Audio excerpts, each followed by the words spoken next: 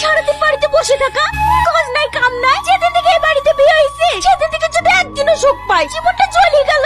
এত লোকের মরণ হয়, ওর মরণ হয় না। সামনে মেয়ের বিয়ে, সেদিকে কোনো খেয়াল নাই। আবার হয়েছে যত জ্বালা। মা, তুমি তো ভালো করেই জানো আব্বা শরীর খারাপ, তাই কাজে যেতে পারে না। বাপের কথা বলেছি আর অমনি গায়ে ফুসকা দিল। সামনে তোর বিয়ে, ছেলের বাড়ি থেকে তো এক গুচ্ছ জিনিস চেয়ে বসে আছে। এইভাবে বসে থাকলে এতগুলো জিনিস কোত্থেকে জোগাবে? আব্বা, তুমি এই শরীর নিয়ে কোথায় গেছো? আব্বা, দেখ দেখ আসছে শেঠ সাহেব, কদিন থেকে তো কোনো পাত্তা নাই। মালিক তো বলছে অন্য লোক খুঁজতে। এইসব লোকলি কাজ হয়? হ্যাঁ, আবার শুনছি নাকি মেয়ের বিয়ে। কিভাবে যে উদ্ধার হবো ওপর আল্লাহ জানে। কি আর করবে, ওই লোকের কাছে ভিক্ষে চেয়ে মেয়েকে বিদায় করবে। ওর মেয়ের বিয়ে কিভাবে দেবে না দেবে ও বুঝবে, তাতে তোদের কি? ও বন্ধুকে বলেছে অমনি গায়ে বেঁধে গেছে। ছাড় ওর কথা, বেশি দরদ। দুদিন থেকে কোথায় ছিলি? দুদিন থেকে কোথায় ছিলি? তোকে আর কাজ করতে হবে না। বাবু, সামনে মেয়ের বিয়ে। তো আমি কি করবো? যা এখান থেকে, তোকে আর কাজ করতে হবে না। কি ব্যাপার, ছেলের বিয়েতে খুশি না মনে হচ্ছে? খুশি আর অমনি হবে? বিয়েতে শুধু মেয়েটাই দিয়েছে, তাছাড়া কানা করে কিছুই দেয়নি। জানি বৌদি, ওই বাড়ির পাশেই দুধ দিতে যায় রোজ। গ্রামে সে চিনতে মেয়েটার বিয়ে দিয়েছে। ওর কোনো কিছু দেওয়ার মতো সামর্থ্য আছে নাকি? গোপাল তো আমার ছেলের পরিচয়। ওই লোককে কত করে বললাম ওই বাড়িতে বিয়ে দিও না। যদি আমার একটা কথা শুনি, লোকের ছেলের বিয়েতে কত কি দেয়, আর আমার ছেলের বিয়েতে যদি একটা কালো করে পাই। টাকার কথা কিছু ভাবলি?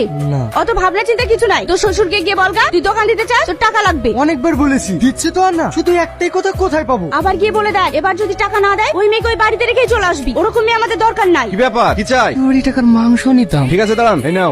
এতটুকু মাংস কি হবে? জামাই এসেছে। জামাই এসেছে তো এতটুকু মাংস কি হবে? ভাই 500 গ্রাম মাংস দিয়ে তো। না মানে, আরে দাঁড়ান দাঁড়ান, এই নিন। আব্বা, সাবানা আব্বা আবার ওকে একটা নতুন জামা কিনে দিয়েছে। আজ পর্যন্ত তুমি আমাকে একটাও নতুন জামা কিনে দিলে না। আবার তুমি আমাকে রাজকন্যা বলো। শোনা, সব বাবার কাছেই তার মেয়ে রাজকন্যা হয়। তোমাকে অল্প দিনই নতুন একটা জামা কিনে দেবো। সত্যি? সত্যি সত্যি সত্যি। আমার ভালো আব্বা। আব্বা, আমার এই জামাটা খুব পছন্দ হয়েছে। তুমি তাহলে এই জামাটা তোমার খালার বিয়েতে পরবে, তোমাকে একদম রাজকন্যা লাগবে। আব্বা, তোমার জামাই কিছু বলবে? কি, আমি বাজারে একটা দোকান দিচ্ছি, সে তো ভালো কথা, কিন্তু আমার লাখ 1.5 টাকা কম পড়েছে। যদি এই টাকাটা দিতেন তাহলে আমার একটু সুবিধা হতো। এতগুলো টাকা আমি কোথায় পাবো? তার মানে আপনি দিতে পারবেন না, তাই তো? দেখো বাপ, তোমাকে দিতে পারলে তো আমরাই খুশি হতাম, কিন্তু আমাদের অত সামর্থ্য নাই। সামর্থ্য নেই, তুমি এর বিয়ে দিয়েছেন কেন? দেখুন, আমি একটু সোজা কথা বলছি, এই টাকা আমার চাই। যদি দিতে পারেন তাহলে ভালো, আর যদি না দিতে পারেন তাহলে মেয়েকে ঘরে পোষেন। জামাই যেও না জামাই। মা, আব্বা, তুমি কি অবস্থা করেছো তো?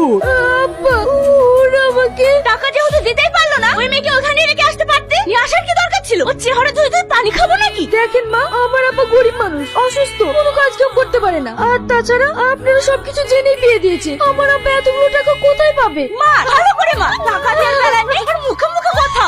মা আমার